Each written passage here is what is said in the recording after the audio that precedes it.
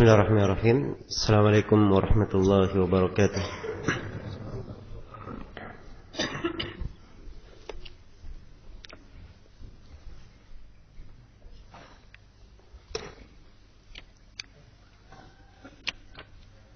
Alhamdulillahi rabbil alamin. Wassalatu wassalamu ala al-mab'uthi rahmatan lil alamin. Nabiyyina Muhammad wa ala alihi wa sahbihi wa man tabi'ahum bi ihsanin ila yaumiddin, amma ba'd.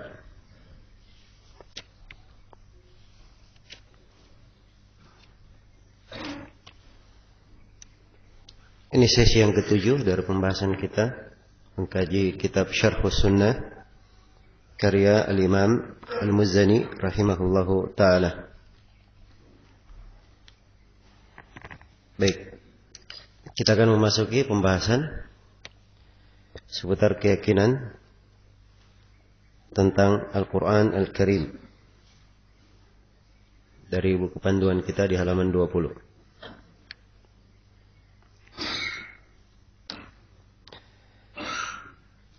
Berkata Imam Al-Muzani rahimahullahu ta'ala,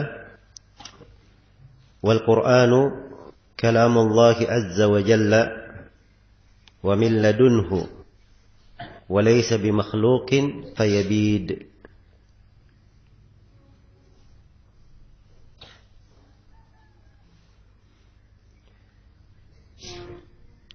Beliau rahimahullah, Al-Quran adalah kalam Allah azza wa jalla wa min ladunhu, dan dari sisinya, laysa bimakhluq, bukanlah makhluk, fayabid, sehingga dikatakan akan sirna. Iya.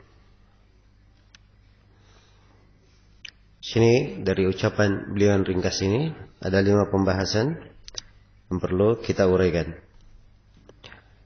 Yang pertama, penetapan sifat kalam bagi Allah Subhanahu wa ta'ala. Iya. Kalamullah. Telah berlalu penyebutan dan penjelasan di awal pertemuan tentang bagaimana menetapkan sifat-sifat Allah Subhanahu wa ta'ala. Dan al-kalam, sifat al-kalam, sifat berbicara. Iya. Ini adalah salah satu dari sifat-sifat Allah. Di dalam Al-Quranul Karim disebut dengan sifat al-kalam. Ada juga al-qaul, ucapan. Dan ini sama. Demikian pula datang dengan lafaz an-nida, memanggil. Dan ini semuanya mengandung makna sifat al-kalam, sifat berbicara. Dan penetapan sifat ini bagi Allah adalah hal yang jelas karena diterangkan di dalam banyak ayat Al-Quran. Di antaranya adalah firman Allah Subhanahu wa ta'ala, tilkar rusulu faddalna ba'dahum ala ba'd minhum man kallama Allah. Itulah para rasul, sebagian dari mereka kami lebih tinggikan di atas sebagian yang lainnya.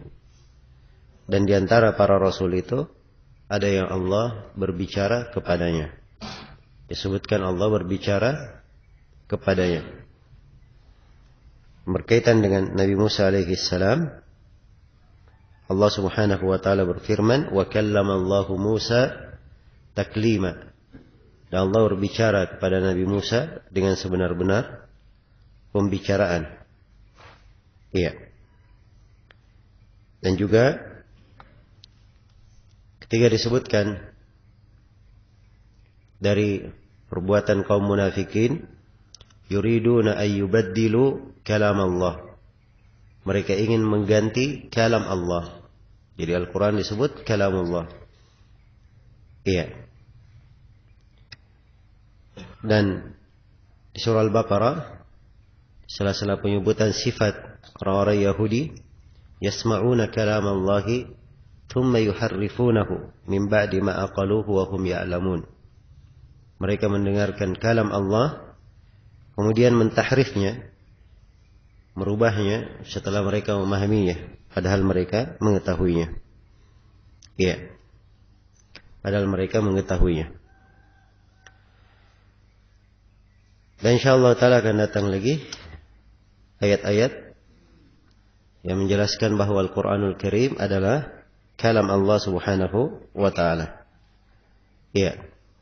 Dan di antara dalil yang jelas di dalam hal ini adalah hadits Jabir bin Abdullah yang diriwayatkan oleh Imam Ahmad, Abu Daud, At-Tirmidzi, Ibnu Majah dan selainnya. Ketika Nabi sallallahu alaihi wasallam di musim haji mengajak manusia kepada keislaman, beliau berkata, hal min rajulin yahmiluni ila qaumihi, adakah seorang yang membawa saya ke tengah kaumnya? Fa inna Quraisyan qad mana'uni an uballigha kalam Rabbi azza wa jalla. Sebab Quraisy telah melarang saya untuk menyampaikan kalam Rabbku azza wa jalla. Maka beliau sebut sebagai kalam Allah subhanahu wa ta'ala. Iya. Baik. Jadi penetapan sifat al-kalam bagi Allah subhanahu wa ta'ala, ini adalah hal yang jelas pendalilannya dari Al-Quran dan Sunnah Rasulullah sallallahu alaihi wasallam. Iya. Dan ini dari perkara yang tidak ada silang pendapat di kalangan ahli sunnah. Di kalangan ahli sunnah. Dan sifat al-kalam ini adalah sifat yang berkaitan dengan zat Allah subhanahu wa ta'ala, juga berkaitan dengan perbuatannya. Iya, dia sifat dzatiyah. Sifat dzatiyah dari sisi Allah subhanahu wa ta'ala disifatkan dengan sifat berbicara secara azalian, dan dikatakan sifat fi'liyah karena Allah subhanahu wa ta'ala berbicara sesuai dengan kehendaknya. Sesuai dengan kehendaknya. Dan di dalam Al-Quranul Karim disifatkan kalam Allah subhanahu wa ta'ala sebagai asdaqul hadith. Wa man asdaqu minallahi haditha, siapakah yang lebih baik pembicaranya, lebih jujur pembicaranya dari Allah. Dan disebut sebagai ahsanul hadith, sebaik-baik pembicaraan. Dan di dalam hadits Nabi disebutkan sebagai wa ahsanul kalam, sebaik-baik kalam. Iya. Dan Allah subhanahu wa ta'ala berbicara kepada siapa yang Allah kehendaki dari makhluknya. Allah berbicara kepada para malaikat, berbicara kepada siapa yang dia pilih dari Rasulnya. Iya. Dan dari para Rasul ada 3 Nabi yang Allah berbicara langsung kepadanya. Yang pertama adalah Nabi Adam alaihi salam. Di dalam hadits dikatakan wa kana nabiyyan mukallama. Dan Nabi Adam adalah seorang nabi yang Allah berbicara kepadanya. Dan yang kedua adalah Nabi Musa alaihi salam. Bahkan ini adalah dari ciri Nabi Musa dan ayat yang Allah subhanahu wa ta'ala berikan kepadanya. Karena itu beliau disebut sebagai Kalimur Rahman. Iya. Dipilih oleh Allah subhanahu wa ta'ala dengan kalamnya. Demikian pula Nabi kita, Nabi Muhammad sallallahu alaihi wasallam. Iya. Kalam Allah sama dengan seluruh sifat-sifat yang lainnya. Sesuai dengan kemuliaan dan kebesarannya. Tidak sama dengan kalam para makhluk. Iya. Dan asal kata kalam ini dalam bahasa Arab itu dari kata yang menunjukkan perkara yang tampak. Sebab kalimat kaf, lam dan mim di dalam penggunaan bahasa Arab apabila digabungkan antara 3 huruf ini, itu menunjukkan makna yang zahir yang tampak. Seperti misalnya kata lakama. Lakama artinya apa? Meninju. Meninju itu kelihatan orang ditinju atau tidak? Kelihatan ya? Kalima. Kalim melukai. Luka itu tampak atau tidak? Tampak. Yang berputar di atas kalimat ini tergabung dari 3 kata ini menunjukkan hal yang tampak. Demikian pula kalam. Iya. Ini itu harus dipahami bahwa kata berbicara itu adalah dengan suara yang didengar dan dengan huruf-huruf. Sebab dia adalah hal yang apa? Hal yang jelas. Iya. Ini berbeda dengan keyakinan sebagian dari ahlul bidah yang mereka mengatakan bahwa kalam Allah Subhanahu wa taala tanpa suara dan tanpa apa? Tanpa huruf. Dan ini adalah ucapan yang batil. Iya. Kalam Allah dengan suara. Sebab Nabi Musa alaihi salam mendengar kalam Allah Azza wa Jal. Dan Nabi Muhammad sallallahu alaihi wasallam mendengarkannya. Iya. Dan di antara dalil yang paling tegas bahwa kalam itu dengan suara adalah ayat-ayat yang datang dengan lafaz nida wa yawma yunadihim. Tatkala Allah memanggil mereka dengan kata nida. Nida dalam bahasa Arab disepakati oleh para ulama panggilan dengan suara yang keras. Ya, karena itu adzan disebut apa? Disebut nida. Karena tidak ada orang yang adzan sembunyi-sembunyi. Ada yang adzan sembunyi-sembunyi? Ya. Karena itu disebut apa? Disebut nida. Dia adalah hal yang jelas, tampak. Maka al-kalam dengan suara dan dengan huruf-huruf. Iya. Dengan huruf-huruf. Karena telah syah dalam hadits Nabi menyebutnya sebagai huruf. Iya. Man qara'a harfan minal Qur'an, siapa yang membaca satu huruf dari Al-Quran, maka dia mendapatkan 10 kebaikan. Kata sahabat, la aqulu alif lam mim harf, saya tidak katakan alif lam mim satu huruf, tapi alif satu huruf, lam satu huruf, dan mim satu huruf. Jadi dia adalah apa? Terangkai dari huruf-huruf. Nah, dan kalam Allah Subhanahu wa taala, iya, tidak ada habisnya, Jalla Jalaluh. Karena ini berkaitan dengan sifat dzatiyah. Dan Allah Subhanahu wa taala telah berfirman, "Qul law kana al-bahru midadan li kalimati rabbi lanafida al-bahru qabla an tanfada kalimatu rabbi walau ji'na bimithlihi madada." Katakanlah, andai kata lautan itu adalah tinta-tinta untuk kalimat-kalimat Rabbku, akan habis lautan itu sebelum habis kalimat-kalimat Rabbku. Walaupun didatangkan tinta lain, tinta-tinta yang lain semisal dengan itu. Menunjukkan bahwa kalam Allah Subhanahu wa taala, iya, tidak ada habisnya. Dan dari kalamnya Allah berbicara dengan Al-Quran. Allah berbicara dengan Taurat. Allah berbicara dengan Injil. Berbicara dengan Injil. Iya. Al-Quranul Karim adalah kalamnya. Surah-surahnya, ayat-ayatnya, kalimat-kalimat yang terkandung di dalamnya. Baik. Jadi ini beberapa pembahasan yang berkaitan dengan sifat al-kalam bagi Allah Azza wa Jalla.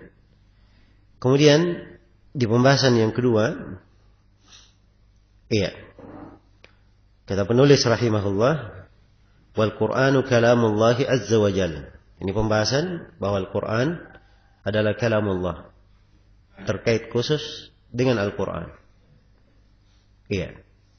Telah kita sebutkan bahwa kalam Allah Subhanahu wa taala tidak ada batasannya.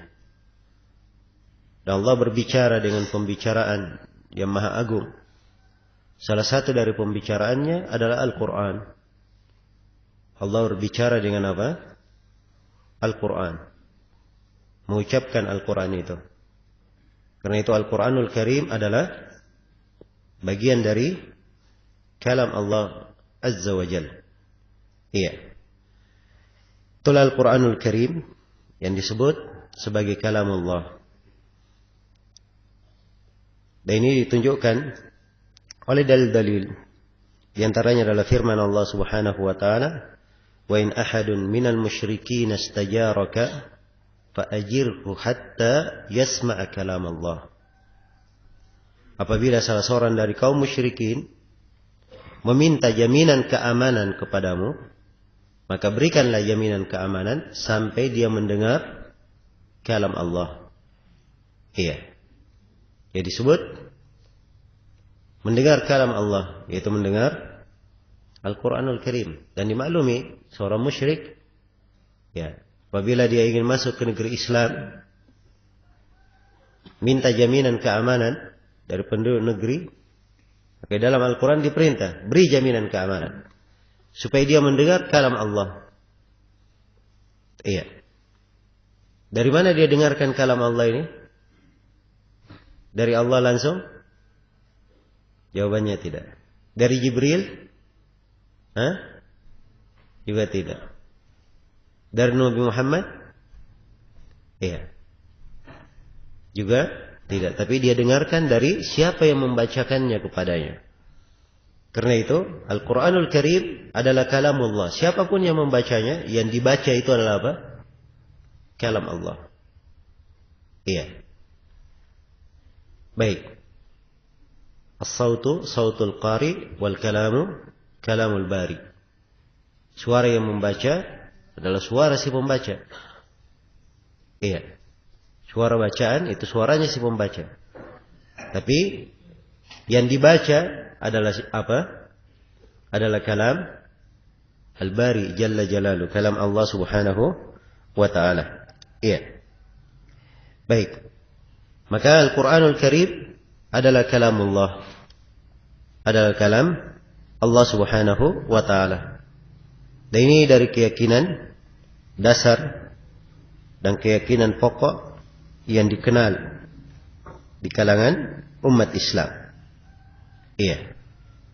Al-Quran seluruhnya adalah kalam Allah. Allah berbicara dengannya. Berbicara dengannya.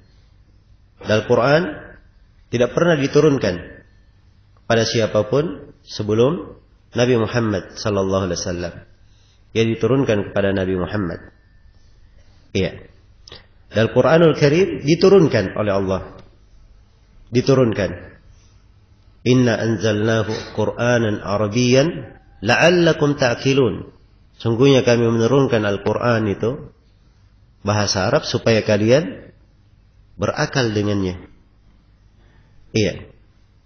Inna anzalnahu fi lailatin mubarakah. Kami turunkan Al-Quran itu pada malam yang berberkah. Ini disebut diturunkan. Iya. Dan dimaklumi bahwa apa yang diturunkan seperti ini itu bukanlah makhluk. Bukanlah makhluk. Iya.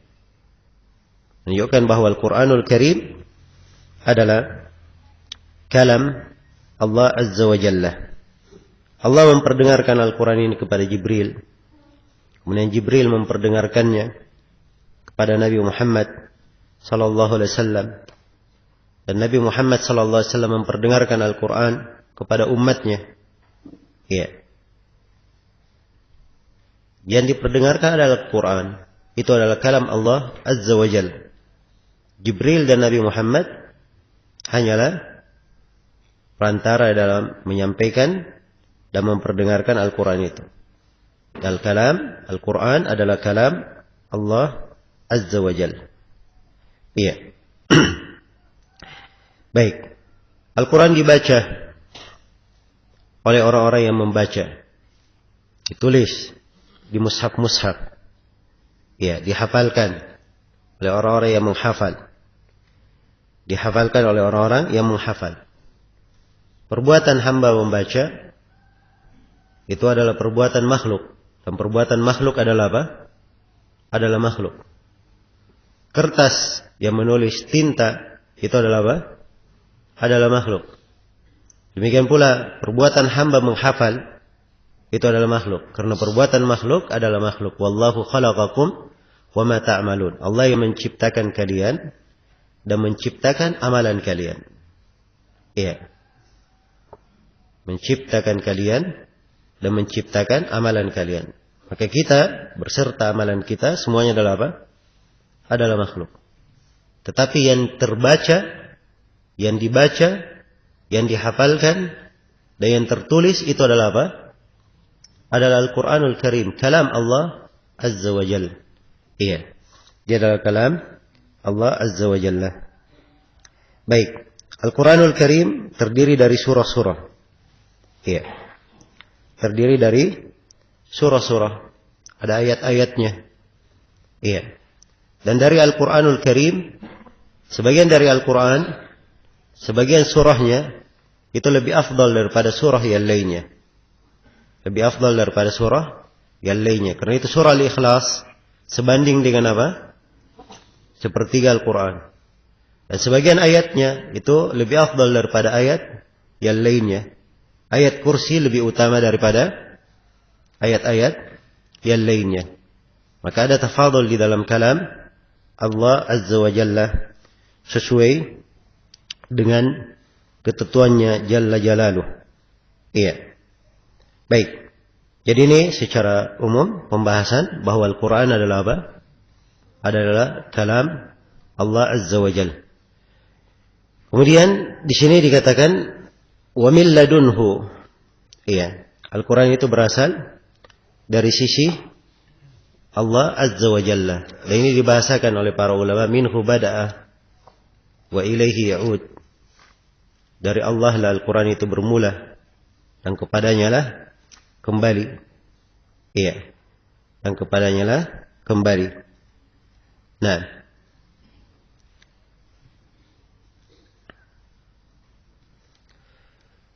Iya. La ya'tihi al-batilu min baini yadayhi wala min khalfihi tanzilun min hakimin hamid. Al-Quran itu tidak didatangi oleh kebatilan. Tidak dari depannya, tidak dari belakangnya. Diturunkan dari sisi Allah yang maha bijaksana lagi maha hamid. Ya, hakim ada dua makna ya. Bisa diartikan dari hikmah, maha bijaksana. Dan bisa diartikan yang maha memiliki hukum itu. Iya. Yang maha hakim lagi maha hamid, maha terpuji. Baik. Al-Quran, jadi Al-Quran berasal dari sisi Allah Jalla Jalaluh. Diturunkan dari sisinya. Diturunkan dari sisinya. Dibawa oleh Jibril kepada Nabi Muhammad sallallahu alaihi wasallam. Nazzala bihi ar-ruhul amin ala qalbika litakuna minal mundirin. Diturunkan oleh ar-ruh al-amin, oleh Jibril ke hatimu supaya engkau menjadi orang-orang yang memberi peringatan. Iya. Baik. Dan ini adalah hal yang dimaklumi. Seluruh perkara ini adalah perkara yang tidak ada silam pendapat di kalangan ulama. Iya. Kemudian penulis rahimahullahu taala berkata walaysa bi makhluk. Ini pembahasan yang keempat. Beliau tegaskan bahwa Al-Quran bukanlah makhluk. Iya.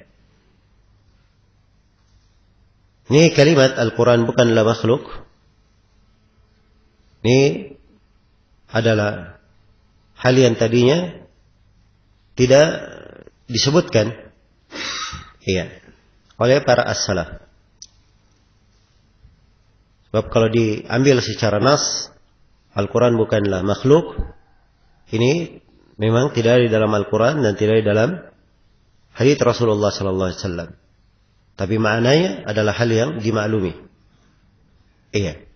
Adalah hal yang dimaklumi. Ditunjukkan oleh adillah yang sangat banyak dari Al-Quran dan As-Sunnah. Dan para ulama ketika menegaskan Al-Quran bukanlah makhluk, ini bantahan terhadap ahlul bid'ah, terhadap orang-orang Jahmiyah dan yang mengikuti madhab mereka, yang mengatakan bahwa Al-Quran adalah apa? Adalah makhluk. Ya. Maka kalau muncul hal tersebut, para a'immah membahasakan keyakinan yang benar itu dengan pembahasan yang ditunjukkan oleh dalil. Ditunjukkan oleh dalil. Maka ini penetapan laisa bi makhluk, ini datangnya di dalam pembahasan akidah di bab ar-rudud, di bab bantahan. Iya. Di bab bantahan. Karena itu di pembahasan-pembahasan bantahan ini harus dimaklumi penggunaannya. Memang digunakan untuk membantah ahlul bidah. Ya, akan datang nanti juga kalimat ba'in min khalqihi, berpisah dari makhluknya. Ini juga digunakan di bab pembahasan bantahan. Iya. Baik. Jadi harus dipisahkan antara dua hal. Kalau hal yang berkaitan dengan penamaan dan pensifatan, itu dalil-dalilnya jelas. Semuanya dari Al-Quran dan As-Sunnah. Ya, dari sisi nasnya. Tapi hal-hal yang digunakan di bab bantahan, itu digunakan oleh para ulama ya, dengan mengambil kesimpulan dari dalil-dalil. Mengambil kesimpulan dari dalil-dalil. Dan pernyataan bahwa Al-Quranul Karim bukanlah makhluk. Ini adalah hal yang ditunjukkan oleh adillah dari Al-Quran dan dari sunnah Rasulullah sallallahu alaihi wasallam dan ditunjukkan oleh kesepakatan para ulama. Iya, dari Al-Quranul Karim hal yang menunjukkan bahwa Al-Quran bukanlah makhluk. Allah berfirman, "Ala lahul khalqu wal amru." Iya, ketahuilah bahwa hanya milik Allah al-khalqu, penciptaan dan perintah. Disebut dua hal, ada penciptaan dan ada apa? Ada perintah. Al-khalq itu pembahasan makhluk yang dicipta. Al-amr perintah. Dan Al-Quran dari apa? Dari khalq atau dari amr?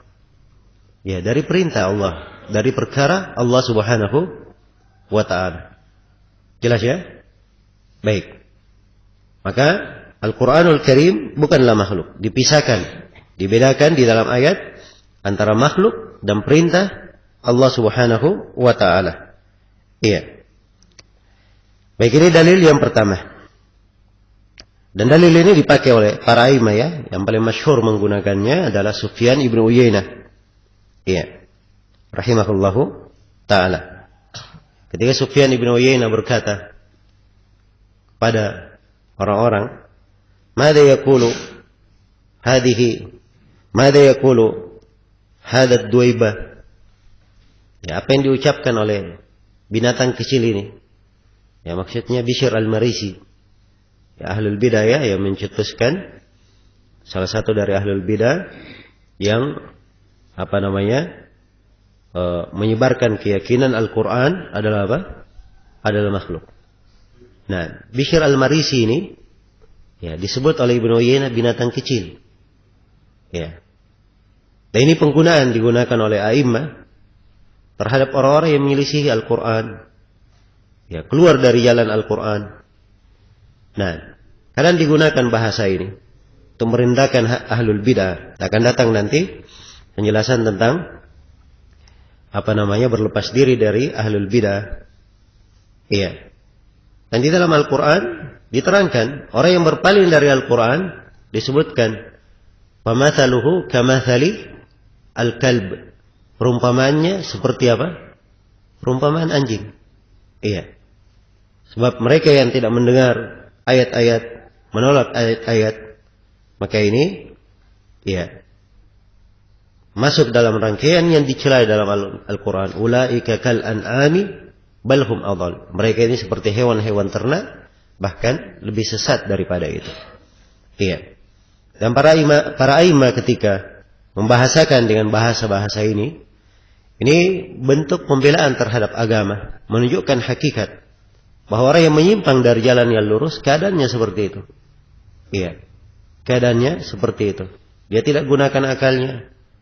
Dia tidak gunakan nikmat yang Allah berikan kepadanya untuk berfikir, maka ini tentunya lebih tersesat dari hewan ternak. Iya.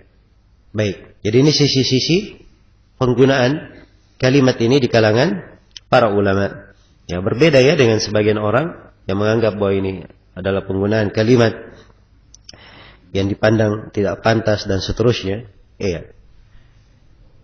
Padahal di dalam Al-Quran Al-Karim sendiri digunakan ya perumpamaan-perumpamaan yang seperti itu. Iya. Baik. Jadi Ibnu Uyainah berkata apa yang diucapkan oleh binatang kecil ini, maksudnya Bishr al-Marisi. Iya. Maka orang-orang menjawab, ya Aba Muhammad, wahai Abu Muhammad, itu kunyah dari Sufyan Ibnu Uyainah, yaz'umu anna al-Quran makhluk. Ya. Bishr al-Marisi ini menyangka bahwa Al-Quran adalah apa?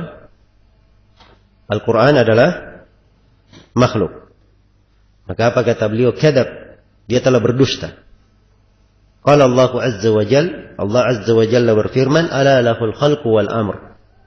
Ketahuilah, milik Allah penciptaan dan perintah. Fal khalqu khalqullah tabaraka wa ta'ala. Wal amru al-Quran. Ibnu Uyainah menafsirkan al-khalq, penciptaan, itu adalah makhluk Allah. Adapun amr, perintah, itu adalah Al-Quran. Jadi dibedakan. Ya, dan di dalam ayat dipakai huruf waw antara al-khalq dan apa? Al-amr. Dan kata waw itu dalam bahasa Arab asalnya memberi makna al-mughayarah, berbeda. Seperti dikatakan datang si Muhammad dan Amr. Kata dan di sini. Muhammad dan Amr. Apakah sama antara Muhammad dan Amr? Ya, tidak sama. Jadi penggunaan kata dan menunjukkan apa makna? Perbedaan. Ya, demikian pula di sini al-khalq wal amr. Khalq berbeda dengan apa? Berbeda dengan amr. Penciptaan beda dengan perintah. Baik, ini dalil yang pertama. Dalil yang kedua adalah firman Allah Subhanahu wa taala, Ar-Rahman 'allama al-Qur'an, khalaqal insan. Ar-Rahman 'allama al-Qur'an. Allah mengajarkan Al-Qur'an. Ketika disebut Al-Quran, disebut dengan apa? Pengajaran. Allah mengajarkannya. Sebab dia dari ilmu Allah. Ketika disebut manusia, khalaqal insan. Allah menciptakan manusia. Jadi manusia dicipta, Al-Quran dia apa? Diajarkan. Beda antara ciptaan dan apa? Pengajaran. Al-Quran dari ilmu Allah. Ya, dan itu bukan makhluk. Berbeda dengan apa? Manusia. Manusia adalah makhluk. Diciptakan oleh Allah Azza wa Jalla. Iya. Baik.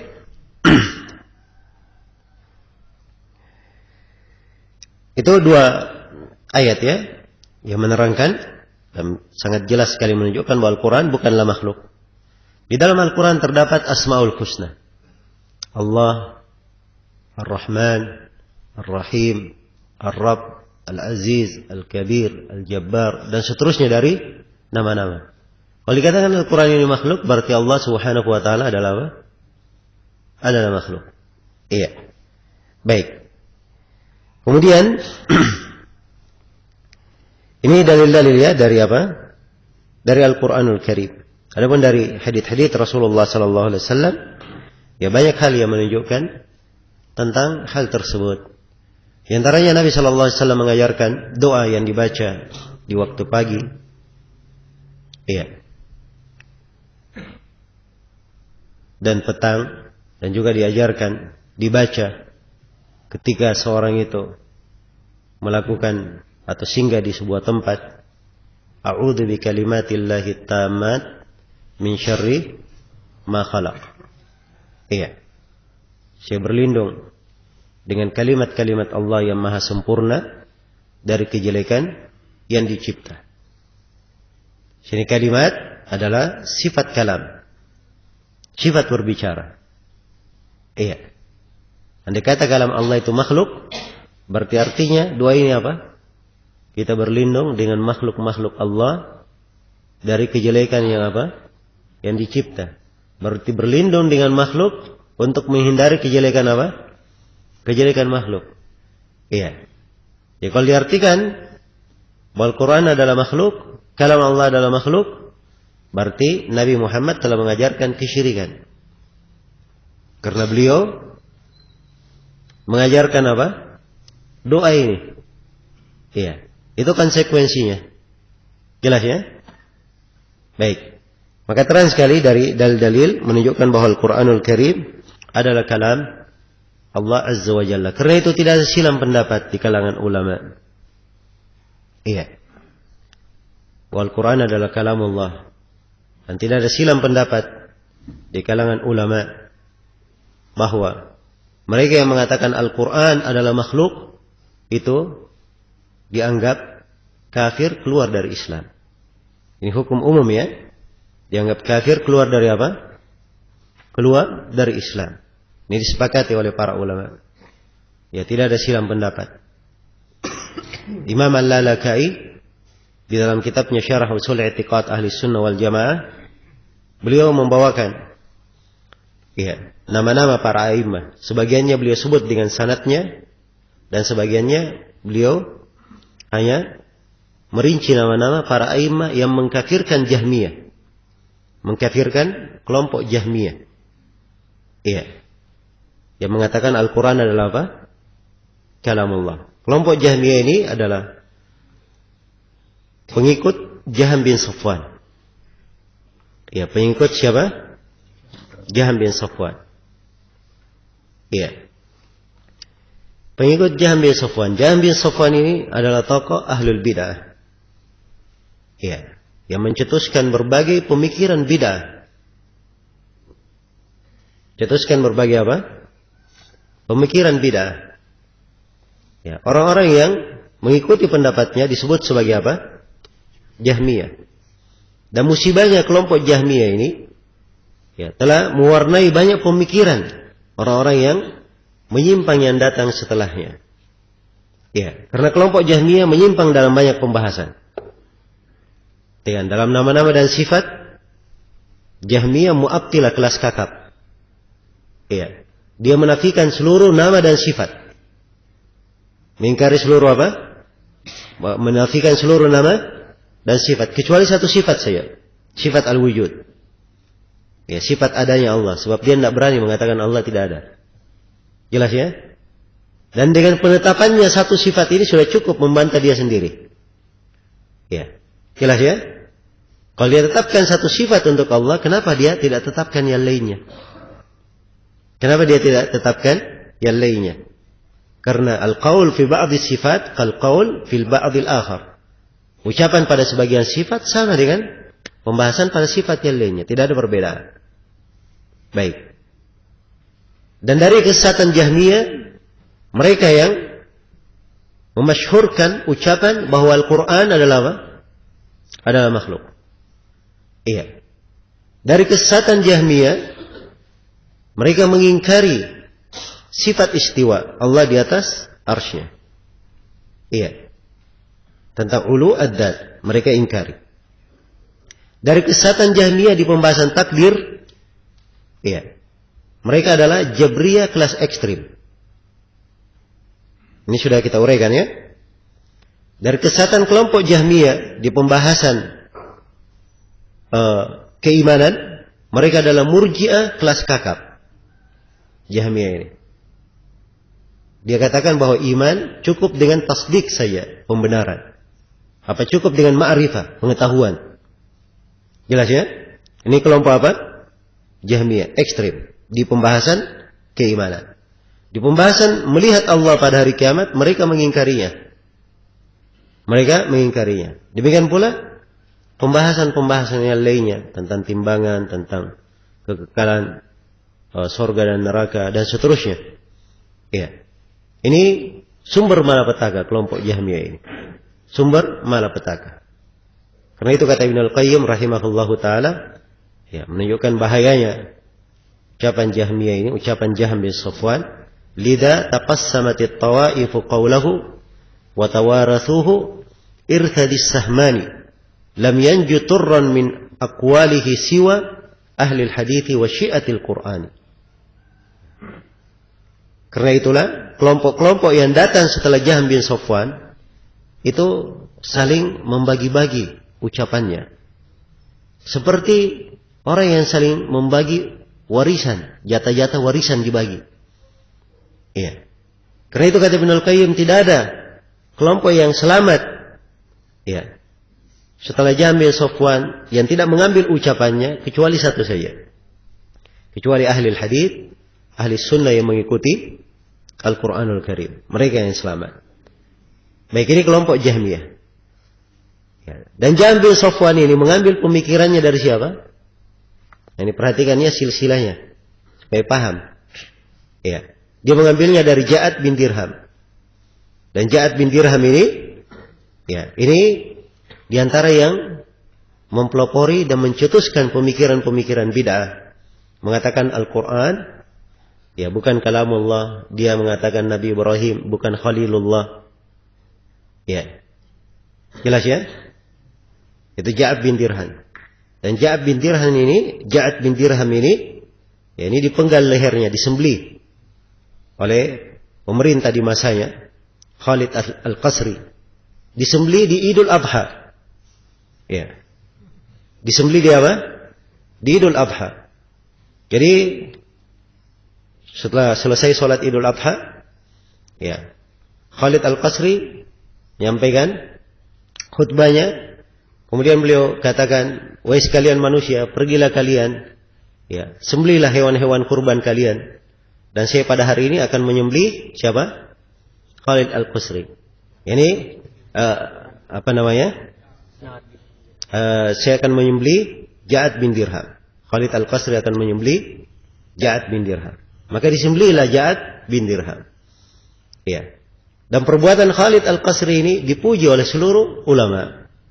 Sebab ini perbuatan yang cocok. Iya. Karena itu kata Ibnu Al-Qayyim dalam nuniyanya, ya, laqad dhahha bi Ja'din Khalid Al-Qasri yawma dhabaihil qurbani. Idh qala Ibrahim laysa khalilahu kalla wala Musa al-kalim ad-dani. Syakara ad-dhahiyata kullu sahibi sunnatin lillahi darruka min akhi kurban. Iya. Ibnu Al-Qayyim, karena itulah Ja'ad bin Dirham ini disembelih oleh Khalid Al-Qasri di hari Idul Adha. Kenapa disembelih? Karena dia berkata bahwa Nabi Ibrahim bukan Khalilullah.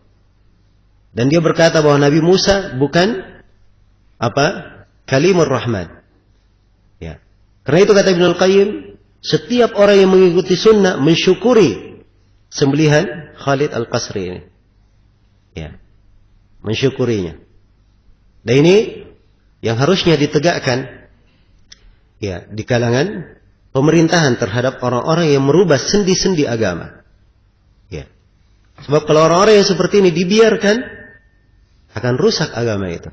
Penjagaan terhadap agama itu lebih dijaga daripada penjagaan terhadap harta, penjagaan terhadap kehormatan, lebih dijaga dari penjagaan terhadap jiwa dan keturunan. Iya. Baik. Karena itu harus dijaga dari keagamaan tersebut. Dan inilah yang dilakukan oleh para a'immah. Dan dimaklumi bagi Umar bin Khattab, ya, radhiyallahu taala anhu, menjaga, ya, memberikan hukuman kepada Sabiq bin Asal dan seterusnya dari kisah-kisah dari para pemimpin yang menjaga pokok-pokok dari agama ini. Kan tapi kita berada di masa yang bid'ah dianggap gampang, ya, pelaku bid'ah dibiarkan saja, ya, orang-orang yang mengucapkan kebatilan, ya, dianggap sebagai kebebasan berpendapat, ya, dan ini dari musibah di masa ini. Nah, baik, jadi selesai, ya, pembahasan tentang Al-Quran, bahwa Al-Quran bukanlah makhluk, ya, Al-Quran bukan makhluk. Ini disepakati oleh para ulama, tidak ada silang pendapat. Jadi Imam Al-Lalaka'i tadi itu menukil, ya, dalam nukilannya lebih dari 500 orang imam. Itu pun di akhir pembahasannya Al-Lalaka'i berkata, ya, ini yang saya kumpulkan. Kalau saya cari lagi, saya akan dapatkan lebih daripada itu. Ya. Dan Imam Adz-Dzahabi di dalam kitabnya Syiar Alamin Nubala, di sela-sela biografi seorang rawi, beliau terangkan bahwa yang mengkafirkan kelompok Jahmiyah itu sekitar 1000 orang imam. Sekitar 1000 orang imam. Ya. Tapi Imam At-Tabarani, beliau menukil dalam kitabnya Sunnah mirip dengan nukilan Al-Lalaka'i. Dan ini yang dibahasakan oleh Ibnu Al-Qayyim dalam 2 bait syair. Kata beliau, laqad taqallada kufrahum laqad taqallada kufrahum khamsuna fi ashrin minal ulama'i fil buldani wallalaka'iyul imamu haka'anhumu bal qad haka qablahu at-Tabarani. Telah bersepakat di dalam mengkafirkan kelompok Jahmiyah 50 kali 10 dari para ulama di berbagai negeri. Iya. Nukilan dari 500 ulama ini diterangkan oleh Al-Imam Al-Lalaka'i dan sebelumnya telah diterangkan oleh Imam At-Tabarani. Baik. Jadi secara umum bahwa ini dari pembahasan yang jelas ya dan terang pendalilannya bahwa Al-Quran adalah kalamullah bukan makhluk. Iya. Kalamullah bukan makhluk. Jangan dikira bahwa ini keyakinan tidak ada pewarisnya di masa ini. Orang-orang yang mengatakan apa? Al-Quran itu makhluk. Jangan dikira tidak ada pewarisnya. Masih ada juga orang-orang Jahmiyah yang berkata seperti ini. Ada di sebagian buku, sebagian tulisan. Iya. Bahkan kita di Indonesia ini, ya, karena madhabnya Asy'ariyah, tidak jarang kita mendengarkan ya orang-orang yang berkata bahwa Al-Quran adalah apa? Al-Quran tanpa suara dan tanpa huruf. Ya, sampai saya pernah kaget ya. Saya lihat kalau ada tuh berjalan bangunan masjid, ada tukang yang kerja, tukang besi. Ya, kelihatannya santai biasa. Orang umum ya tanya kepada saya, Ustaz, itu Al-Quran dengan huruf dan suara atau tidak? Dia ingin menguji saya. Coba ya kan. Saya tanya, dari mana kamu tahu? Ya saya baca katanya. Jadi perhatikan, sampai pemikiran ini ada. Ya, kadang di orang-orang yang kita tidak duga harusnya mereka tidak paham hal-hal yang seperti itu. Berada saja di atas keumumannya, awam. Tapi pemikiran bidah seperti ini dia serap, dia dapatkan. Iya. Karena itu penting sekali dalam membahas ilmu-ilmu akidah. Ya, seorang memahaminya. Ya, agar supaya ia selamat dari penyimpangan-penyimpangan. Ya. Kemudian terakhir di sini pembahasan yang kelima, konsekuensi batil anggapan bahwa Al-Quran adalah makhluk. Ini diterangkan oleh penulis dari ucapan beliau kayabid, sehingga akan sirna. Jadi kalau dikatakan makhluk itu apa sifatnya? Sirna makhluk itu. Karena Allah berfirman dalam Al-Quran, kullu syai'in halikun illa wajah. Semuanya akan hancur kecuali ya wajah Allah Subhanahu wa taala. Kullu man 'alaiha fan wa yabqa wajhu rabbika dzul jalali wal ikram. Ya, setiap yang ada di atas muka bumi akan binasa, akan sirna. Ya, dan akan kekal wajah Rabbmu yang penuh dengan jalal, ya, kebesaran dan kemuliaan. Baik. Jadi kalau dikatakan dia adalah makhluk, akan sirna makhluk itu. Dan ini tidak mungkin dikatakan pada Al-Quran. Maka ini adalah konsekuensi batil. Iya. Dan inilah yang menyebabkan kelompok Jahmiyah dikafirkan. Sebab kalau dia katakan Al-Quran makhluk, berarti kalam Allah adalah apa? Kalam Allah adalah makhluk. Iya. Kalau dikasih pertanyaan yang lain, dia katakan bahwa ya, tangan Allah adalah makhluk. Misalnya, penglihatan Allah adalah makhluk. Pendengaran Allah adalah makhluk. Ini dihukumi apa? Dihukumi kafir. Kalau dia mengatakan Allah adalah apa? Adalah makhluk. Itu sama dengan orang yang mengatakan kalam Allah adalah apa? Adalah makhluk. Sebab sifat dari sifat Allah itu bukanlah makhluk. Yang makhluk selain daripada Allah. Allah berfirman, Allahu khaliqu kulli syai'. Allah yang menciptakan segala sesuatu. Allah, zatnya, nama-namanya, sifat-sifatnya, ya, perbuatannya, semuanya bukanlah makhluk. Semuanya bukanlah makhluk. Baik. Maka ini diantara konsekuensi batil. Iya. Kemudian dari konsekuensi batil, ucapan ini, kalau dikatakan Al-Quran itu makhluk, ya berarti Allah Subhanahu wa ta'ala, ya karena Al-Quran adalah kalam Allah, berarti kalam Allah itu bisa menjelma menjadi makhluk. Iya kan? Maka akan bercabang dari Allah makhluk-makhluk yang lain. Iya. Sebab kalam itu banyak. Ya, kalam itu banyak.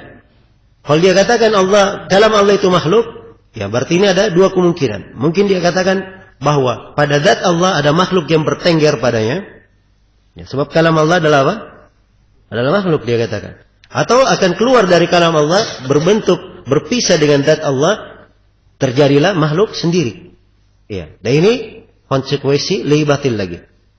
Karena itu, kalau ingin disebutkan konsekuensi batil dari ucapan Al-Quran ini makhluk, banyak sekali dari uraian para a'imah. Ya, karena itu tidak ada yang meragukan. Iya. Tidak ada yang meragukan bahwa orang yang mengatakan Al-Quran itu makhluk, itu dari kebatilan yang sangat batil dan pemikiran yang sangat rusak. Dan telah kita dengarkan bahwa para a'imah memberikan hukum kafir terhadap mereka yang mengucapkannya. Baik, selesai pembahasan tentang Al-Quran Al-Karim. Kemudian pembahasan berikutnya, penulis rahimahullah masuk menjelaskan tentang sifat-sifat Allah Subhanahu wa taala secara umum. Iya. Kata beliau, wa kalimatullahi wa qudratullahi wa na'tuhu wa sifatuhu kamilatun ghairu makhluqatin daimatun azaliyatun wa laysat bimuhdatsatin fatabit wa la kana rabbuna naqisan fayazid. Kata beliau, kalimat-kalimat Allah, kemampuan, perupaan serta sifat-sifatnya semuanya adalah sempurna, bukan makhluk, kekal dan terus-menerus, serta bukan perkara yang baru muncul sehingga disebut bahwa perkara itu akan sirna. Dan dahulu Rabb kita tidaklah kurang sehingga dikatakan bahwa Rabb kita harus bertambah. Iya. Baik. Jadi di sini penulis rahimahullah menjelaskan bahwa kalimat-kalimat Allah, kalam Allah, kemampuan Allah, ya. Kemudian perupaan Allah, sifat-sifatnya, naat dan sifat itu sama ya. Ya, perupaan dan pensifatan itu sama. Beliau tegaskan bahwa semuanya adalah sempurna, kamilat. Dan semuanya bukan makhluk. Iya. Dan semuanya bersifat terus-menerus. Azaliyat. Iya. Terus-menerus, azaliyat. Sudah semenjak dahulu. Laisa bimuhdatsat. Bukan perkara yang baru saja muncul. So, kalau perkara baru muncul, perkara baru berarti akan sirna. Iya. Demikian pula, tidak dikatakan bahwa Rabb kita itu tadinya kurang, kemudian bertambah. Ya, kalau dikatakan dia baru atau bukan sempurna atau makhluk, berarti mungkin akan ada pertambahan pada Allah Subhanahu wa taala. Jelas ya? Maka di sini kelengkapan pembahasan ya bagaimana seorang itu menetapkan sifat-sifat Allah Subhanahu wa taala. Ada 4 poin yang kita garis bawahi di sini. Yang pertama, penetapan sifat-sifat. Dan ini setelah kita uraikan dalil-dalilnya pada pembahasan yang telah lalu, kewajiban kita menetapkan sifat-sifat Allah Subhanahu wa taala. Kalimatullah itu dari sifat Allah Subhanahu wa taala. Wa qudratullah, kemampuan Allah, dan juga sifat Allah Subhanahu wa taala yang maha mampu. Wa na'tuhu, segala perupaan pensifatan dari Allah Subhanahu wa taala itu adalah kamilat, semuanya adalah sempurna. Iya. Jadi sifat ditetapkan. Ditetapkan sesuai dengan apa yang ditunjukkan oleh Al-Qur'an dan sunnah Rasulullah sallallahu alaihi wasallam. Ya, itulah ketundukan. Itulah yang disebut sebagai apa? Sebagai agama. Itu yang disebut sebagai agama. Baik. Kemudian kata beliau, kamilat. Ini pembahasan yang kedua. Kita wajib meyakini kesempurnaan sifat-sifat Allah Subhanahu wa taala. Ya, dan ini dasar pokok di dalam keyakinan seorang muslim dan muslimah. Dia wajib meyakini kesempurnaan sifat-sifat Allah. Tidak ada kekurangan di dalamnya, dalam bentuk apapun. Ya, kalau Allah disifatkan dengan sifat ilmu, maka ilmu yang sempurna, ilmu yang maha luas. Ya, tidak ada ujungnya. Ilmu yang tidak pernah didahului, ya, diselahi maupun diakhiri dengan kejahilan. Jelas ya? Maka harus disifatkan dengan kesempurnaan. Demikian pula tatkala disifatkan bahwa Allah Al-Hayyu, namanya yang maha hidup, terdapat sifat kehidupan. Maka disifatkan dengan kehidupan yang sempurna. Kehidupan yang sempurna. Iya. Yang kekal terus-menerus. Ya, tidak ada awalnya dan tidak ada akhirnya. Ya, demikian pula segala sifat yang kita dengarkan, yang kita baca di dalam Al-Quran dan dari hadits Rasulullah SAW, sifat-sifat itu kita harus yakini kesempurnaannya. Harus diyakini kesempurnaannya. Inilah sikap seorang muslim dalam menyikapi sifat-sifat Allah Subhanahu wa taala. Ya, kemudian beliau tegaskan ghairu makhluqat. Sifat-sifat itu sempurna, bukan makhluk. Bukan makhluk. Ini sama seperti kalamullah. Ya, kalam Allah itu bukan makhluk, demikian pula seluruh sifat-sifat yang lainnya bukanlah makhluk. Ya. Dan kalau seluruh sifat yang lainnya, ilmu Allah, kemampuan Allah, ya, bukan makhluk, maka demikian pula sifat berbicara Allah bukan apa? Bukan makhluk. Nah, kemudian yang ketiga tentang kekekalan dan azaliyah sifat-sifat Allah. Sini ada kalimat dari penulis ya, daimat azaliyat, terus menerus dan azaliyah. Azaliyah itu artinya dari dahulu. Ya, cuma ini kalimat agak muskil sedikit ya. Ini kalimat agak global sedikit. Sebab dimaklumi dalam pembahasan sifat, sifat itu terbagi dua. Ada sifat dzatiyah dan ada sifat apa? Ada sifat fi'liyah. Ya. Sifat dzatiyah ya adalah sifat yang berkaitan dengan zat Allah Subhanahu wa taala. Tidak pernah terpisah darinya. Terus menerus Allah disifatkan dengannya. Ini sifat dzatiyah. Kalau sifat fi'liyah itu adalah sifat yang berkaitan dengan kehendak dan masyiah Allah Subhanahu wa taala. Itu sifat fi'liyah. Jadi kalau dikatakan semuanya daimat azaliyat, ini seakan-akan dikatakan bahwa sifat fi'liyah juga semuanya adalah apa? Daimat azaliyat. Jelas ya? Dan yang haknya bahwa itu dibagi, dibedakan. Karena itu Syekhul Islam Ibnu Taimiyah di banyak tempat di buku-bukunya beliau membantah sebagian dari ahlul bidah yang hanya yang tidak membedakan ya sifat-sifat tersebut. Dan di sini kalau kita lihat pada penulis, memang kalimatnya agak global, tapi pada kelanjutan pembahasannya ini tampak bahwa beliau memaksudkan suatu tertentu. Ya, karena itu beliau katakan walaysat bimuhdatsatin fatabit wala kana rabbuna naqisan fayazid. Ya. Ini masuk di dalam pembahasan bantahan. Jelas ya? Tapi bukan artinya dibatasi bahwa sifat itu hanya kaitannya dengan sifat apa? Dzatiyah saja. Ya, ada juga sifat-sifat yang berkaitan dengan kehendak dan pilihan, kehendak dan keinginan Allah Subhanahu wa taala. Baik. Jadi ini uraiannya ya, dan bagaimana kita memaknakan ucapan dari penulis rahimahullahu taala di sini. Baik. Kemudian pembahasan yang keempat disebutkan di sini tentang penafian kekurangan pada sifat-sifat Allah. Ya, walaysat bimuhdatsatin fatabit. Ya, bukan sifat-sifat itu bukan perkara-perkara yang baru. So, kalau dia perkara baru akan sirna. Ya, itu konsekuensinya. Sebagaimana tadi di pembahasan sifat al-kalam. Wala kana rabbuna naqisan fayazid. Dan Rabb kami tidaklah kurang. Iya, tidaklah kurang. Jadi sebelumnya tidak kurang. Kalau memang ada yang baru, maka dikatakan apa? Rabb itu bertambah.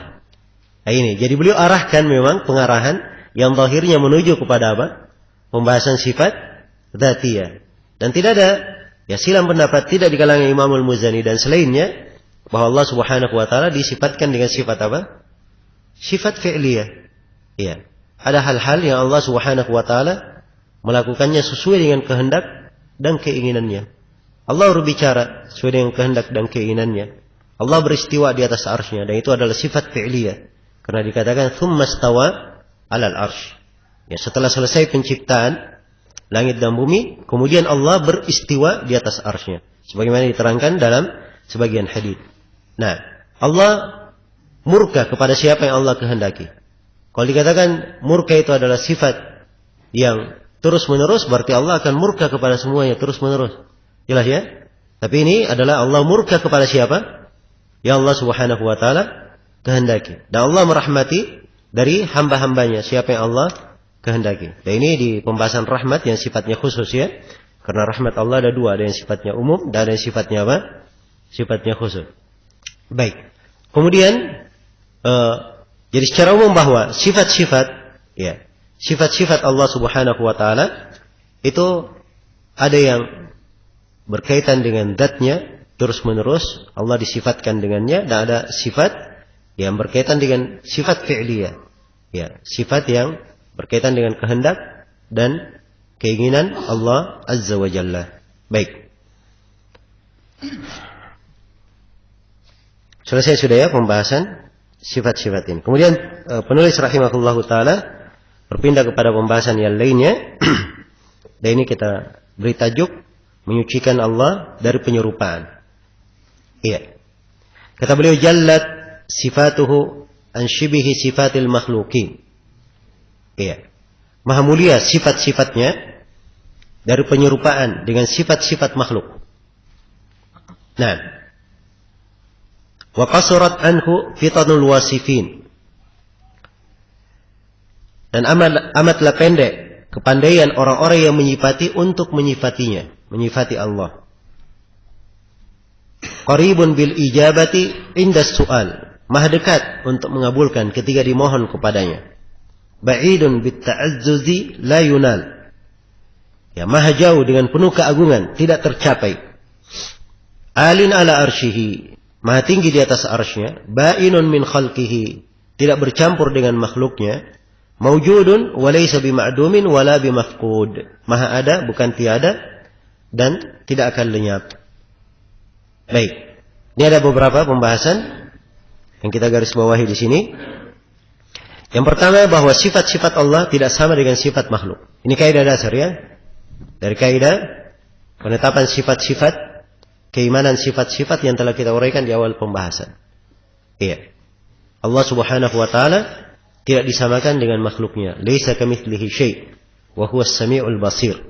Tidak serupa dengan suatu apapun, dan Dialah Allah yang Maha mendengar lagi Maha melihat. Hal ta'lamu lahu samia.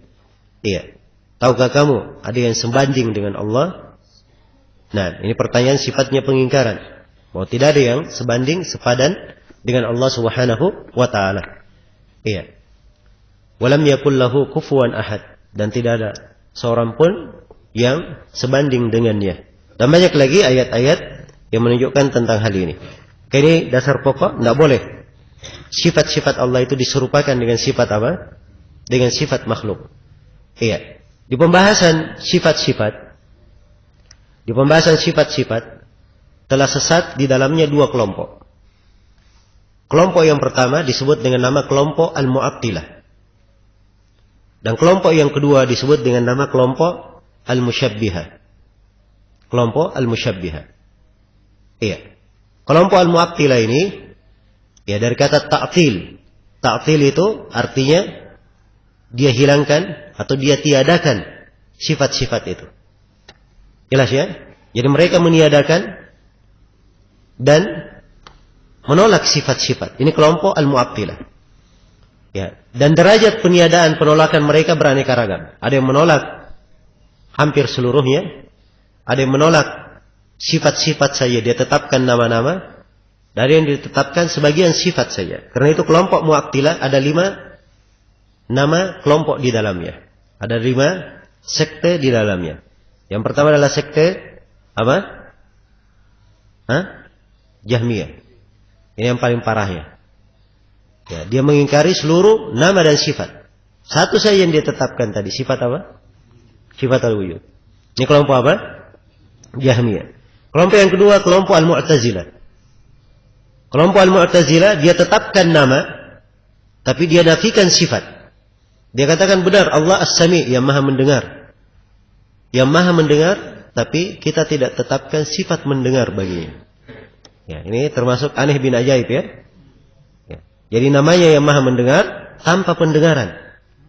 Ya. Namanya yang maha berilmu tanpa ilmu. Namanya yang maha melihat tanpa apa? Pelihatan. Naudzubillah dari kejahilan. Ini kelompok apa? Mu'tazilah.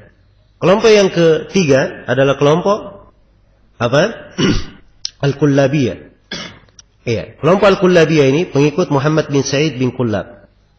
Iya. Dia menafikan, dia menetapkan nama-nama. Untuk sifat-sifat, dia hanya menetapkan sifat datiyah saja. Adapun sifat fi'liyah, dia ingkari. Iya. Dia tolak, dia ta'til sifat fi'liyah. Ini kelompok apa?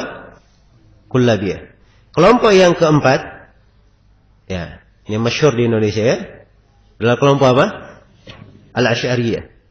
Kelompok Al-Asy'ariyah dia tetapkan seluruh nama. Ya. Dan untuk sifat hanya dia tetapkan 7 sifat saja. Dia tetapkan 7 sifat saja. Ini kelompok Al-Asy'ariyah. Ya, 7 sifatnya dimaklumi ya. Kemudian dipecah-pecah lagi, ada sifat wajib, sifat mustahil. Ya, dimaklumi di pembahasan mereka. Nah, kelompok yang kelima adalah kelompok Al-Maturidiyah. Ya, pengikut Abu Mansur Al-Maturidi.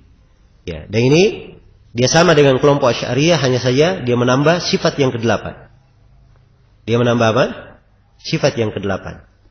Nah, kalau Abul Hasan Al-Asy'ari sendiri di kelompok Asy'ariyah, pencetusnya Abul Hasan Al-Asy'ari, dia sudah bertobat. Sudah rujuk dari madhabnya. Tadinya Mu'tazilah. Ya. Kemudian Kullabiyah. Setelah itu bikin madhab sendiri. Ya. Bikin madhab sendiri. Jelas ya? Dan itulah bid'ah. Bid'ah seperti itu. Tidak ada yang tetap. Ya, pindah-pindah. Karena itu siapa yang kenal bid'ah, dia akan pindah-pindah agama. Ya. Jadi datang kepada Imam Malik rahimahullah, seorang yang berkata kepadanya, "Wahai Malik, saya ingin mendebat kamu." Iya. Lalu Imam Malik dijawab, "Ya. Baik, kalau saya kalah bagaimana?" Kata orang itu, "Kamu ikut sama saya." Baik, kata Imam Malik, kalau ada orang yang ketiga datang mendebat kita berdua kalah, apa yang kita lakukan? Kata orang itu, kita ikut sama dia. Ya. Kata Imam Malik, kalau begitu pergilah kamu. Cari agamamu sana. Adapun agama saya sudah tahu. Saya yakin di atas apa? Agama saya. Ya, adapun kamu orang yang ragu pada agama. Pergi sana cari agama kamu. Ya. Jelas ya? Maka ini ahli sunnah. Dia kuat di atas keyakinan. Berbeda dengan ahlul bidah. Ya. Keraguan. Ya, kebimbangan, kegoncangan dalam pemikiran. Ya. Abul Hasan Al-Asy'ari rujuk dari madhabnya Asy'ariyah ini. Dari tobatnya dia menulis 4 buku. Abul Hasan Al-Asy'ari. Ya, dan buku-bukunya semuanya ada. Ada buku Abul Hasan Al-Asy'ari judulnya Al-Ibanah an Usul Ahli Diyanah. Dia terangkan madhab ahli sunnah dari uraian Imam Ahmad kebanyakannya. Ada buku yang kedua, Maqalat Al-Islamiyyin. Ada buku yang ketiga, Risalah ila Ahli Thaghar. Iya. Juga sudah dicetak. Ada buku yang keempat, saya tidak ingat sekarang. Yang 4, nama buku Abul Hasan Al-Asy'ari. Ya, walaupun Abul Hasan Al-Asy'ari di 4 buku ini, ya, masih ada debu-debu dari pemikiran lamanya. Saya bahasakan apa? Debu-debu dari pemikiran lamanya. Ya, kadang kalau orang baru belajar akidah, dia nggak terasa. Lihat ya pembahasannya. Iya. Karena itu hati-hati di pembahasan yang kadang sebagian ulama, apalagi dia punya background dulunya, ya, kenal bid'ah, maka ini kadang dikhawatirkan masih ada sebagian dari pemikiran lama yang apa? Yang melekat. Dan inilah yang terlihat pada sebagian tulisan Abul Hasan Al-Asy'ari di 4 buku ini. Jelas ya? Tapi Abul Hasan Al-Asy'ari itu dirujuk buku-bukunya oleh para ulama. Kenapa? Sebab dia sudah hidup bersama berbagai kelompok, berbagai firqah. Maka apa yang Abul Hasan Al-Asy'ari nukil dari kelompok-kelompok itu adalah nukilan yang apa? Nukilan yang dipercaya, sebab dia pernah termasuk di kelompok tersebut.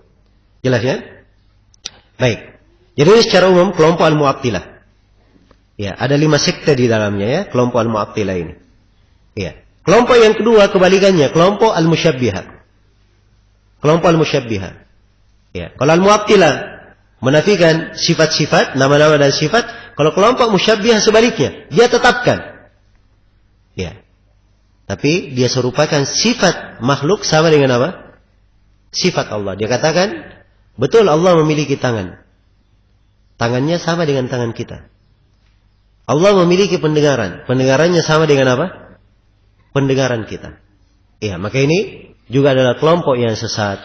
Untuk 2 kelompok ini, kelompok Mu'attilah dan kelompok Musyabbihah, bantahannya 1 ayat saja dalam Al-Quran. Iya. 1 ayat dalam Al-Quran.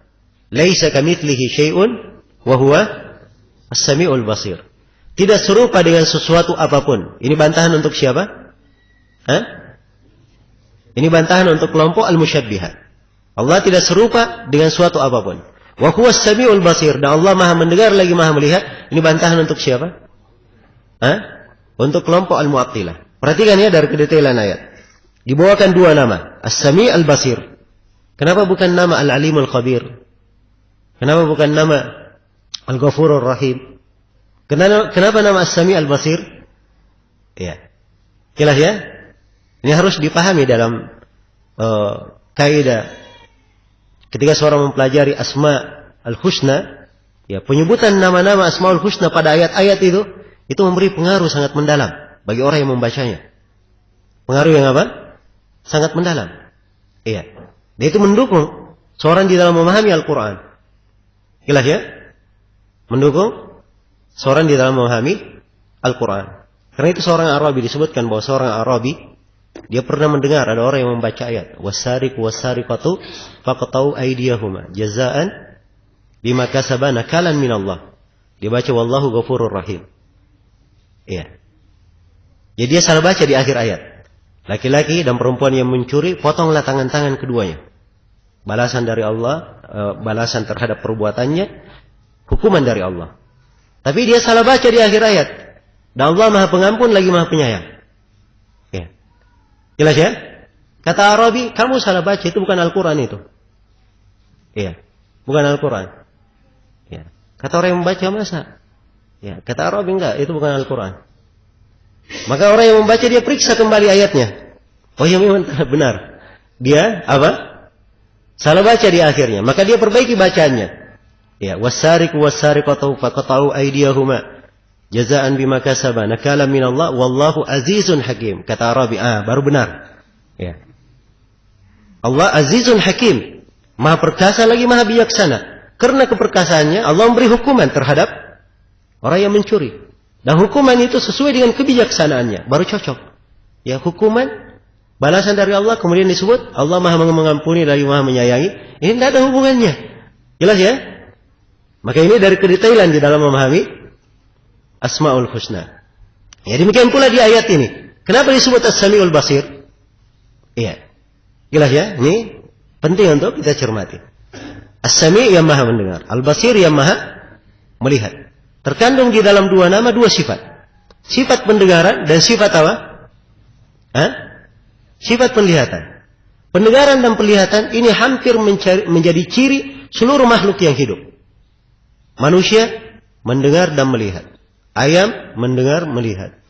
Kambing mendengar, melihat. Sapi mendengar, melihat. Sebut saja makhluk yang lainnya. Ya. Mendengar apa? Mempunyai sifat apa? Mendengar, melihat. Baik. Manusia antara A dan B sama-sama mendengar dan melihat. Tapi apakah pendengaran dan penglihatannya sama? Ya, jawabannya ya, tidak mesti sama. Buktinya ada yang kuat penglihatannya, ada yang apa? Ada yang lemah. Ada yang pendengarannya ya kuat, ada yang apa? Ada yang kurang. Ya. Demikianlah penglihatan. Ya. Penglihatan manusia ya, itu beda dengan penglihatannya singa misalnya atau penglihatannya burung elang. Ya, jelas ya? Demikian pula pendengaran. Ya. Pendengaran sebagian makhluk kadang peka. Coba lihat kita lihat pengusir tikus itu. Kita dicolok kayak tidak ada suara. Tapi tikus terganggu dengan alat tersebut. Jelas ya? Ini pendengaran. Berbeda. Ya. Jadi sama-sama dikatakan mendengar, melihat, tapi beda hakikatnya. Ini di tengah makhluk. Antara makhluk dengan makhluk sama-sama dikatakan apa? Mendengar dan melihat, tapi hakikatnya apa? Hakikatnya beda. Apalagi ya, antara makhluk dengan yang menciptakannya. Allah disifatkan mendengar, melihat. Makhluk disifatkan mendengar, melihat. Beda antara mendengar, pendengaran dan penglihatan Allah dengan pendengaran dan penglihatan apa? Penglihatan makhluk. Maka ini bantahan yang sangat kuat terhadap kelompok apa? Mu'attilah. Adanya kesamaan, penamaan dalam sifat itu tidak menunjukkan kesamaan pada apa? Pada hakikatnya. Jelas ya? Tidak menunjukkan kesamaan pada hakikatnya. Baik. Maka ini dua ayat. Maka ini ayat bantahan terhadap dua kelompok. Kelompok Mu'attilah dan kelompok apa? Kelompok Musyabbihah. Baik. Kemudian kata penulis rahimahullah, qasurat anhu fitanul wasifin. Iya. Tidak ada makhluk atau amatlah pendek kepandaian orang-orang yang menyifati untuk menyifatinya. Ini pembahasan yang kedua ya, bahwa tidak ada makhluk yang mampu menyifatkan Allah. Iya. Siapa yang bisa mensifatkannya? Kalau misalnya ada orang yang pandai, sangat fasih sekali berbicara, sangat pandai sekali mensifatkan. Iya. Ini ada kemampuan manusia ya. Kalau kita baca di syair-syairnya orang Arab itu, ya, ada sebagian penyair dari orang-orang jahiliyah, ya, dia susun qasidah hanya dia sifatkan kudanya saja, sifat kudanya. Ya. Ini ada di Mu'allaqat As-Sabaya, di pembedaharaan bahasa Arab. Ya, untuk sifat kuda saja dia susun syair sedemikian banyak. Untuk apa? Dia sifatkan apa? Bagaimana kudanya? Ya. Jadi kepandaian manusia dalam mensifatkan, dalam menjelaskan itu ada. Tapi siapapun dia tidak akan mampu dia mensifatkan apa? Allah Subhanahu wa ta'ala. Tidak akan mampu dia mensifatkan Rabb kita Jalla Jalaluhu. Iya. Bagaimana mungkin dia bisa mensifatkannya? Iya. Dia tidak pernah melihat Allah. Jelas ya? Kemudian tidak ada yang bisa menggambarkan tentang Allah. Kemudian tidak ada yang semisal dengan Allah. Ya. Maka dari arah mana dia bisa mensifatkan? Dari arah mana dia bisa mensifatkan? Iya. Karena itu Ibnu Qudamah memberikan kaidah dalam pembahasan sifat. Kata beliau, "Kullu ma tukhayyala fid dihni aw khatara 'alal bal, fallahu bikhilafihi." Ya, apa saja yang dihayalkan di dalam pikiran atau terlintas di dalam benak, ketahuilah bahwa Allah tidak seperti itu. Itu kaidahnya. Jelas ya? Kadang melintas dalam pikiran, oh begini begitu. Ya, yakini saja Allah tidak seperti itu. Ya. Melintas di dalam benaknya sesuatu, yakini bahwa Allah tidak seperti itu. Karena memang Allah tidak serupa dengan siapapun. Dan tidak ada yang bisa mensifatkan Allah Subhanahu wa ta'ala. Baik. Kemudian kata beliau rahimahullah, qaribun bil ijabah inda su'al. Ini pembahasan kedekatan Allah. Iya. Allah mengabulkan doa. Mengabulkan doa. Dan ini diambil dari ayat ya, wa idza sa'alaka ibadi anni fa inni qarib ujibu da'watad da'i idza da'an. Apabila hamba-hambaku bertanya kepadamu tentang aku, maka katakanlah bahwa aku maha dekat. Aku mengabulkan siapa yang berdoa kepadaku. Iya. Maka Allah maha dekat. Allah maha dekat mengabulkan, iya, doa siapa yang berdoa kepadanya. Dan sifat kedekatan Allah ini sudah berlalu pembahasannya ya. Kemudian kata beliau, ba'idun fit ta'azzuzi la yunal. Iya. Allah maha jauh dengan penuh keagungan, tidak tercapai. Ya. Maha jauh, makhluk tidak bisa mencapai Allah Subhanahu wa ta'ala. Ya, tidak dalam makna pensifatan itu tadi. Ya. Dan kita sudah membahas tentang sifat apa? Ketinggian Allah Jalla Jalaluhu. Karena itu penulis di sini lebih menegaskannya lagi. Ya. Kata beliau, alin ala arsyihi, maha tinggi di atas apa? Di atas arsy-Nya. Ini sudah kita bahas ya. Ba'inun min khalqihi, berpisah dari makhluknya. Nah, ini kalimat ya masuk di dalam kalimat-kalimat yang digunakan oleh para aimah untuk membantah ahlul bidah. Sebab ahlul bidah mengatakan bahwa Allah itu berada di mana-mana, bercampur dengan makhluk. Iya. Bahkan sebagian mereka ekstrim dari ahlul wujud, wahdatul wujud. Ya. Allah menyatu dengan apa? Dengan makhluk. Iya. Jelas ya? Maka para ulama menjelaskan akidah yang benar itu, menggambarkannya dengan kalimat ini. Allah berpisah dengan apa? Dengan makhluknya. Karena zat Allah Subhanahu wa ta'ala maha tinggi. Allah beristiwa di atas arsy-Nya. Beristiwa di atas arsy-Nya. Baik. Jadi selesai ya penjelasan pembahasan yang keempat. Sifat kejauhan Allah dari makhluk, maha tinggi di atas arsy-Nya. Kemudian yang kelima, pembahasan yang kelima, ya, penetapan sifat ada bagi Allah. Maujudun. Allah maha ada. Ya, dan ini adalah perkara yang telah dimaklumi. Ya. Telah dimaklumi di dalam apa? Dalam syariat. Ya, ditetapkan oleh Al-Quran, ditetapkan oleh hadits Rasulullah, ditetapkan oleh kesepakatan ulama, ditetapkan oleh fitrah manusia, dan ditetapkan oleh akal yang sehat. Ditetapkan oleh akal yang sehat. Ya, dan pendalilan untuk adanya Allah Subhanahu wa taala ini pembahasan yang jelas sekali. Afillahi syak? Apa kepada Allah ada keraguan? Iya, jelas ya? Di situ disebut di buku-buku tentang firaq, ya, kisah seorang perempuan tua yang berjemur di depan rumahnya. Kemudian dilewati oleh salah seorang tokoh ahlul kalam. Ya. Fakhruddin Ar-Razi. Dan ini bagi orang yang belajar filsafat, ada yang tidak kenal nama Ar-Razi. Ya. Jelas ya? Katanya Ar-Razi suatu hari dia berjalan bersama murid-muridnya. Banyak yang mengikutinya. Melewati rumah seorang perempuan tua sedang berjemur. Lihat, ada orang diikuti banyak manusia. Ya, perempuan tua ini ingin tahu siapa orang itu. Dia tanya kepada sebagian orang yang lewat, siapakah orang itu?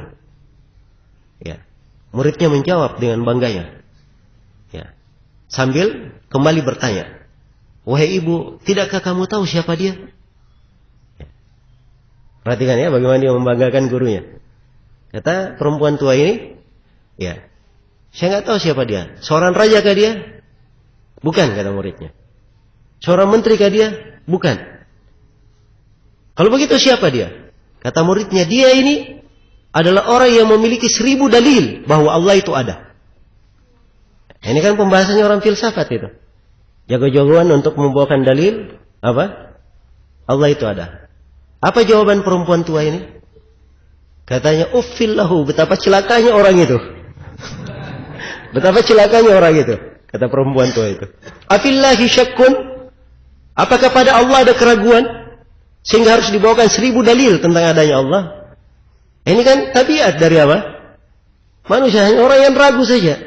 Ya, yang seperti itu cari dalil. Kalau kita dekatkannya ibaratnya orang yang berada di bawah terik matahari, di siang yang bolong, matahari sudah ada. Tiba-tiba dia berkata, tunjukkan kepada saya dalil bahwa matahari sedang terbit. Hah? Inilah orang-orang yang mempelajari filsafat. Ya, bingung. Yang sudah terang ingin diterangkan. Ya, akhirnya jadi mendung. Baik. Jadi demikian, ikhwani fillah wa akhwati fillah rahimakumullah. Ya, Al-Ghazali ketika ia meninggal, demikian pula sebagian dari orang-orang yang belajar filsafat ketika dia bertobat, ya, dia berangan-angan, wahai andai kata saya dahulu masih tetap berada di atas keyakinan perempuan-perempuan tua di Naisabur. Ya, maksudnya perempuan-perempuan yang di atas fitrahnya. Ya. Jelas ya? Betapa indahnya kalau sampai kepada kita hadits, kita hanya mendengarkannya saja. Ya, kalau sekarang enggak, pengaruh mereka dengan filsafat itu dapat hadits, langsung bertanya, kok bisa begitu? Ya, kenapa begini? Ya. Ini tidak ada ketenangan bagi orang yang seperti ini. Tidak ada makna, ya, keislaman. Dia tidak bisa menyerap ucapan para a'immah. Ya. Nah, minallahir risalah wa 'alar rasulil balagh wa 'alaina taslim. Ya. Risalah datangnya dari Allah. Rasul kewajibannya menyampaikan, dan kewajiban kita adalah tunduk menerima. Ya. Tidak ada kaidah itu pada diri mereka. Ya. Datang risalah, datang agama, tanyakan, kok bisa seperti itu? Diperdebatkan. Ya. Dibahas, dibuat munadharah, dibuat pendalilan. Nah, ini pekerjaan orang-orang filsafat seperti itu. Sehingga kalau orang yang masuk di dalamnya, ya, akhirnya kerjanya memang senang debat. Ya, senang berantem. Ya. Jelas ya? Ya, kalau banyak tawuran di Indonesia ini, ya itu wajar-wajar aja ya. Ya, sebab memang di universitas diwajibkan, ya, ilmu yang rusak ini. Nasallallahu alaihi. Baik. Jadi mawjudun, Allah Maha ada. Iya. Kemudian pembahasan yang terakhir, penafian segala yang bertentangan sifat dengan sifat ada bagi Allah. Laisa bi ma'dumin wala bi mafqud. Iya. Bukan tiada dan tidak pula lenyap. Seorang bisa merasakannya, ya, mengetahuinya dengan fitrahnya. Ya, mengetahuinya dengan fitrahnya. Dan ini adalah hal yang dimaklumi. Ya. Sampai ya, para manusia yang kafir bersombong pun seperti Firaun, dia mengakui adanya Allah. Hanya saja dia membangkang. Ya, dia membangkang. Nah, wajahadu biha wastaiqanatha anfusuhum. Itu disebut dalam Al-Quran. Mereka membangkangnya, padahal diri-diri mereka meyakininya. Membangkang tapi dalam diri mereka meyakini. Iya. Jelas ya? Maka hal yang seperti ini adalah perkara yang memang tidak keluar dari fitrah manusia. Ya, kalau dia sudah tidak bisa menyerap yang seperti ini orang yang sudah jauh dari fitrahnya. Ya, harus dia perbaiki dirinya. Nah, karena itu siapa yang pernah belajar filsafat, sering mempertanyakan masalah-masalah yang seperti ini harus dia serius memperbaiki dirinya. Ya, diajari dirinya untuk tunduk, mendengar, jangan banyak bertanya, meyakini. Dan itu kalau dia jalani, ya insyaallah taala itu adalah hal yang akan memperbaiki jiwa. Akan terisi hati itu dengan keimanan kepada Allah Subhanahu wa taala dan keyakinan. Ya, ini pokok dan dasar yang hendaknya diperhatikan. Baik, selesai pembahasan ini kita pindah ke pembahasan berikutnya. Di halaman 23 berkaitan tentang masalah ajal. Kata penulis, wal khalqu mayyituna bi ajalihim inda nafadi arzaqihim wa inqita'i atharihim. Ya. Kata penulis rahimahullah, kemudian makhluk itu, ya, para makhluk akan mati berdasarkan ajal-ajal mereka. Ketika rezeki mereka telah habis dan jejak-jejak kehidupan mereka telah terputus. Iya. Sini penulis rahimahullah, beliau menerangkan pembahasan tentang ajal. Bahwa setiap makhluk itu, iya, kalau dia mati itu memang karena sudah ajalnya. Mati karena apa? Sudah ajalnya. Iya. Karena dalam Al-Quran memang diterangkan. Ya. Walikulli ajalin, likulli ajalin kitab. Setiap ayat ada kitabnya, ada ketentuannya. Ya. Allah Subhanahu wa taala berfirman, walikulli ummatin ajal. Idza jaa ajaluhum fala yasta'khiruna sa'atan wa la yastaqdimun. Setiap umat ada ajalnya. Apabila ajal itu telah datang, maka tidak bisa diakhirkan walaupun sesaat, tidak pula bisa dikedepankan. Iya. Jelas ya? Maka semuanya ada ajalnya. Semuanya akan mati. Iya. Allah berfirman kepada nabinya, innaka mayyitun wa innahum mayyitun. Sungguhnya Nabi Muhammad akan meninggal, akan mati. Dan mereka semuanya akan mati. Iya. Mereka semuanya akan mati. Dan Allah berfirman, kullu syai'in halikun illa wajhah. Segala sesuatu akan binasa, akan sirna, kecuali wajahnya. Siapa saja dari makhluk, semuanya akan sirna, akan kembali kepada Allah Subhanahu wa taala. Nah, ini dalil-dalil tentang hal ini sangat banyak sekali. Demikian pula rezeki itu ada batasannya. Iya. Nah, dan setiap hamba ketika dia lahir telah ditetapkan rezekinya oleh Allah Subhanahu wa taala. Jelas ya? Karena itu malaikat ketika meniupkan ruh ke janin sudah dicatat. Iya. Ajalnya, rezekinya, amalannya, kemudian dia apa? Beruntung atau merugi? Iya, beruntung atau merugi. Dan ini saya kira pembahasan dimaklumi. Hanya saja di sini muncul satu pertanyaan. Kenapa penulis membawakannya di permasalahan akidah?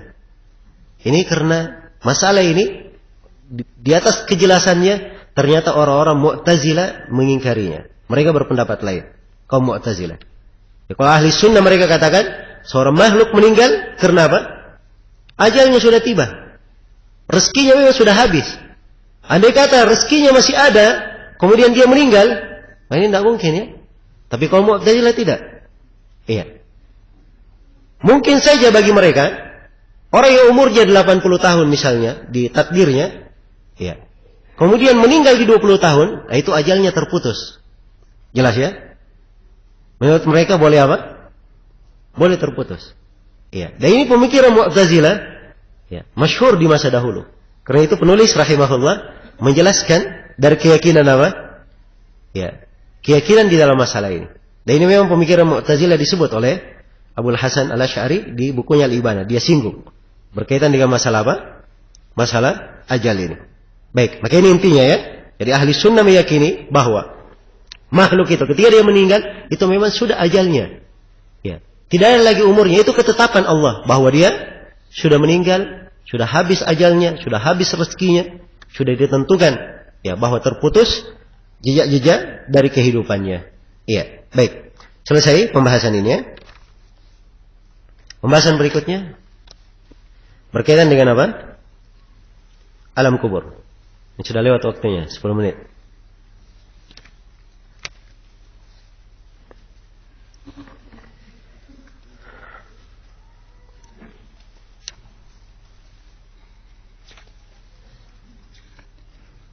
Ya baik, untuk sementara kita cukupkan sampai sini. Insyaallah taala sesi berikutnya mungkin kita mulai nanti 9:30 ya. Ya harusnya kalau di jadwal diumumkan jam 9 kemarin, cuman kita jam 9 sampai jam 11, jadi 2 jam. Ya, kemarin kita undur jam 10, berhentinya jam berapa? Jam 12. Sama aja kan? 2 jam. Ya, insyaallah hari ini kita mulai 9:30 sampai jam 12. Jadi 2,5 jam. Ya. Baik. Semoga Allah Subhanahu wa taala memberikan inayah dan taufiknya kepada kita semua. Subhanakallahumma wa bihamdik asyhadu an la ilaha illa anta astaghfiruka wa atubu ilaik walhamdulillahi rabbil alamin.